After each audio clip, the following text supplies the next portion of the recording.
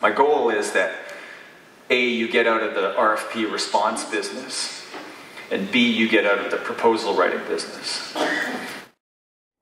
We spend most of our lives thinking about other companies, and this container gives an opportunity to isolate and think about just our own company.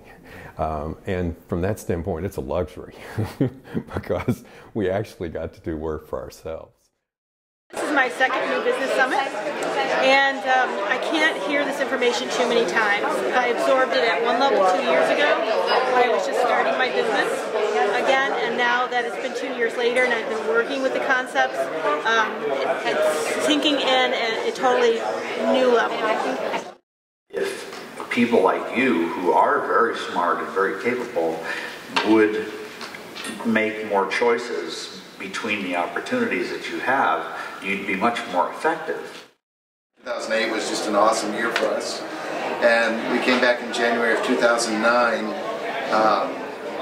fired up with a new business person, and then the world's faucet turned off, and we had a couple of tough. 2009 was pretty tough for us.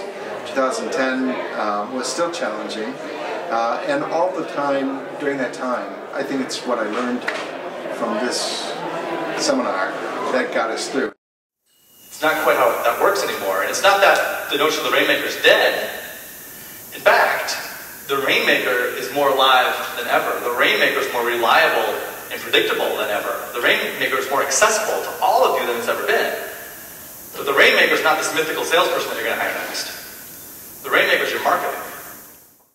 I think this has been a great experience to get my team aligned.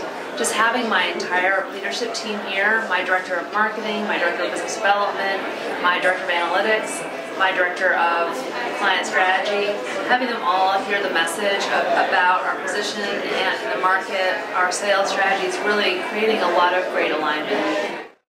One of the things that we've really appreciated about this week has been the thinking about how to get deeper into the heart of the way that our clients respond and the kind of behaviors that they set up that condition our ability to be able to help them be successful.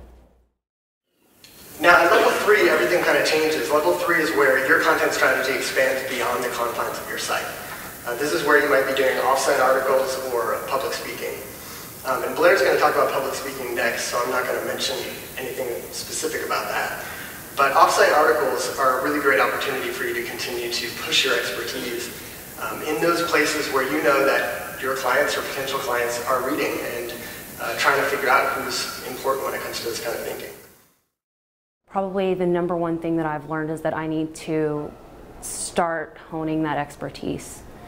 Right now I do a lot of different things, so for me it's finding that niche that I really am passionate about. And we've talked a lot about passion this week, but I am a passionate person. I'm definitely that typical person that they're talking about that gets excited and starts moving and going and throwing out ideas, and so I do need to kind of step back and figure out what it is that I want to do and want to become an expert in.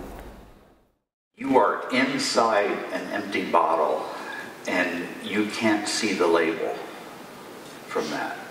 That's why sometimes it takes an outside firm to be more objective about your strengths and your weaknesses and to make it a little bit more compelling.